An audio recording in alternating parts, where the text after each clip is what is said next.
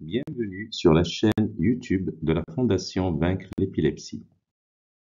Dans cette présentation, nous discuterons de ce que sont les pseudoses, des pseudoses par rapport aux troubles de conversion, de l'origine des pseudoses, du diagnostic et du traitement. Likez nos vidéos et abonnez-vous à notre chaîne YouTube. Cliquez sur la cloche pour être averti des futures vidéos. Veuillez cliquer sur notre lien de don dans la section de description ci-dessous et faites un don aujourd'hui. Votre don aide à faire une différence pour ceux qui luttent contre l'épilepsie. Nous apprécions votre soutien. Les pseudoses sont l'une des manifestations du trouble de conversion, un état psychiatrique dans lequel un patient éprouve des symptômes neurologiques tels que la paralysie sans cause réelle. Le trouble de conversion survient généralement après un événement très stressant ou traumatisant. Les pseudoses reflètent souvent les connaissances d'un individu sur les crises. Beaucoup ont tendance à imiter les crises tonico-cloniques généralisées stéréotypées.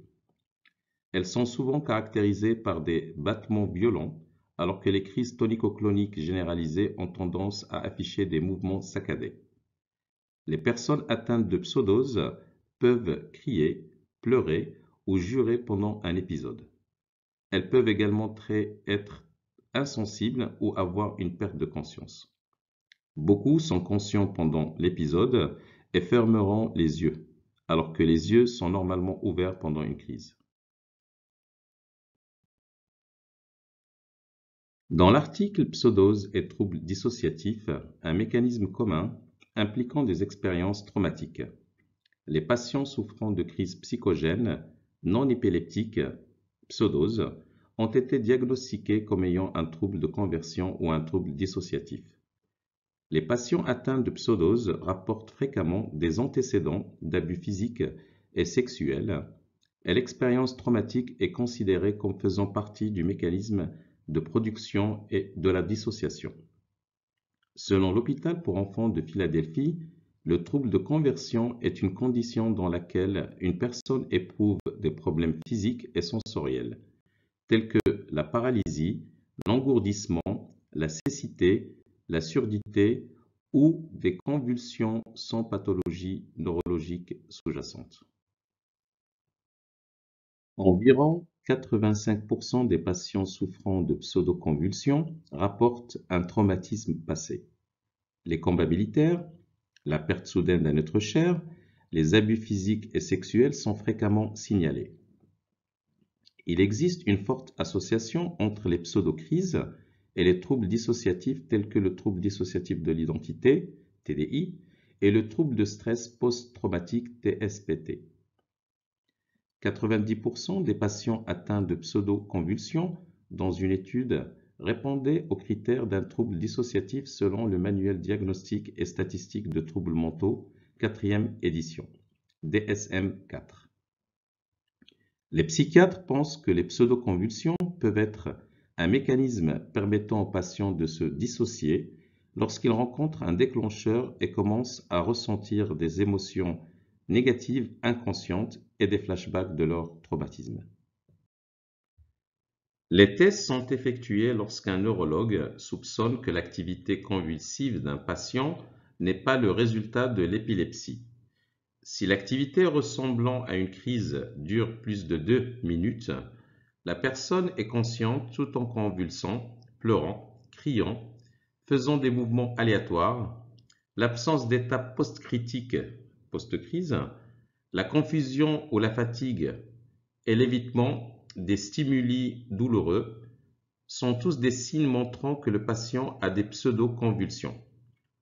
Lorsque des EEG vidéo montrent une activité cérébrale normale, mais aussi que le patient présente physiquement une activité semblable à une crise, il est probable qu'il ait des pseudo-convulsions. Étant donné que les pseudo-convulsions peuvent survenir spontanément, certains médecins tentent de les induire en utilisant des lumières, des injections de placebo et la privation de sommeil. Les pseudoses sont traitées par des psychiatres et non pas des neurologues. La psychothérapie est utilisée pour le traitement. Le psychiatre peut guider le patient pour décrire les expériences traumatiques de sa vie, apprendre à reconnaître et à communiquer ses émotions et comprendre la base de son trouble. Les psychiatres peuvent également traiter les maladies mentales coexistantes telles que la dépression et l'anxiété avec des antidépresseurs, des anxiolytiques et une thérapie cognitivo-comportementale. Pour les patients qui éprouvent du stress en raison de relations, une thérapie conjugale ou familiale peut également être recommandée. Avec un traitement approprié, la plupart des patients se rétablissent complètement.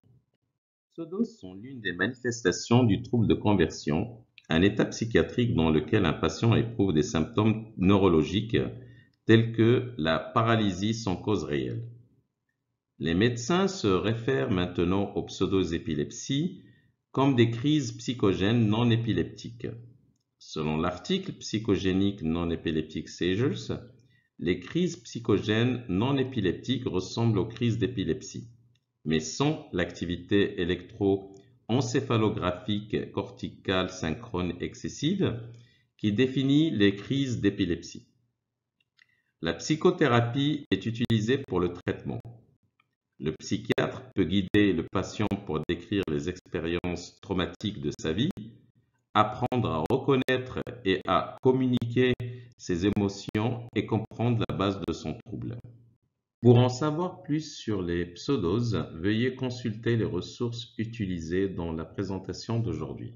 Veuillez liker et vous abonner à notre chaîne YouTube et nous suivre sur nos pages de médias sociaux. Nous aimerions avoir de vos nouvelles. Laissez un commentaire ci-dessous ou écrivez-nous à info@defeatingepilepsy.org. Merci pour votre soutien et ensemble nous vaincrons l'épilepsie. Découvrez nos autres superbes vidéos et abonnez-vous dès aujourd'hui. Vous avez le pouvoir de vaincre l'épilepsie.